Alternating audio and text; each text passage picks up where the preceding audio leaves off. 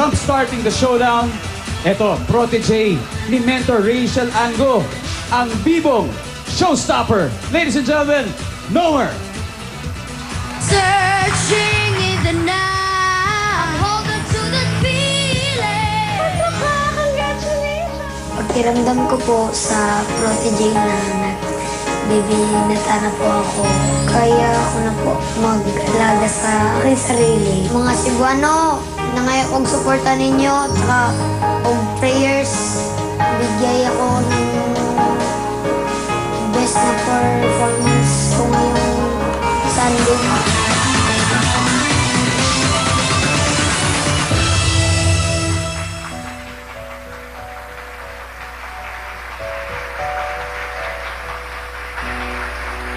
There's a fire starting in my heart, reaching a fever pitch, and it's bringing me out the dark. Finally, I can see you crystal clear. Go ahead and sell me out, and I'll lay your sheep bare. See how I leave every piece of you. Don't underestimate the things that I will do. There's a fire starting in my heart, reaching a fever pitch, is bringing me out the top. The scars of your love remind me of us. They keep me thinking that we almost had it all. The scars of your love, they leave me breathless. I can't help feeling we could have had it all. Golden energy, you had my heart inside of your head, and you played it to the beat. Yeah,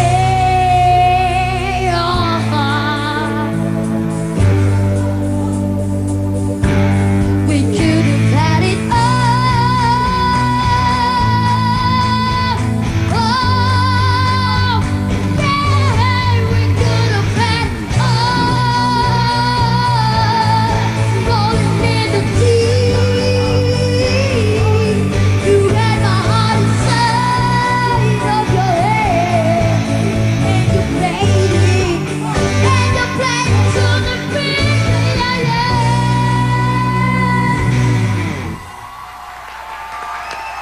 Wow! Now how about that for a first live performance, Nomer? Nomer, napansin mo kanina sa opening, wala ang mentor mo na si Rachel Ann.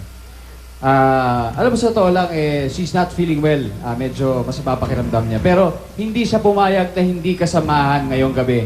Kaya, ladies and gentlemen, andito po ang kanyang mentor na si Miss Rachel Ango. Hi! Rachel Ann, alam mo ba na naiyak si Nomer kanina nung malaman niyang may posibilidad na hindi ka makarating? Ayan. Oh, oh, wow, Nomer. Anong nararamdaman mo ngayon na nandyan ngayon sa tabi mo ang iyong mentor? Masaya po dahil nandito po yung mentor ko po. Oo. Kanina nga narinig ko umiiyak, tapos kausap ko siya sa phone. Sabi ko, bakit ka umiiyak? Tapos hindi siya nagsasalita. Sabi ko, kinakabahan ka ba? Hindi po. Sabi ko, bakit? Kasi wala ka po dito. So pinuntahan ko siya talaga, tapos umiiyak siya. Ayan naman. Kahit may sakit, andyan sa para sa'yo, Oo Nomer. naman, oo naman. I'm so proud of you, ang galing. Thank you, Rachel Ann. At syempre, Direk Bert, ano po bang masasabi niyo sa performance ni Nomer ngayon? Nomer, alam mo, ikaw ang isa sa pinakaabangan ko dito sa contest na to eh. Kasi, bukod sa magaling ka na, cute ka pa. Di ba? Pero ang gusto ko kasing makita at marinig kung ano yung mga choices ng songs na kakantahin mo. Kasi nung una kita narinig, nag-Arnel Pinedo ng Journey ka, di ba? Ngayon naman, nag-Adele ka. Parang magaganda yung ina-expect naming kanta galing sa'yo. Kaya, kabahan na dapat yung siyam na kalaban mo. At saka Direk Bert, hindi lang magaling, hindi lang cute, Mukhang chick boy rin. Eh, yung nga tatanong ko eh. Tatanong ko lang. Umiiyak ka ba dahil may crush ka kay Rachel? Hindi po. Di ba? Hindi po. Kay ano, direct, mukhang kay Denise daw yata eh. Oo. Direct. Ano, Nomer? Oh, Kanino nagbablast. ba? Kanino ba? Pinapawisan yung ilong mo na. Oh, kanina walang pawis eh. Nomer, kanino ka ba talaga may crush? Kay, ano po? Bata ka pa.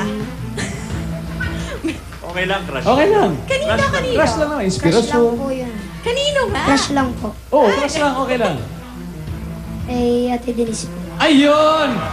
Direct. Ayan na po.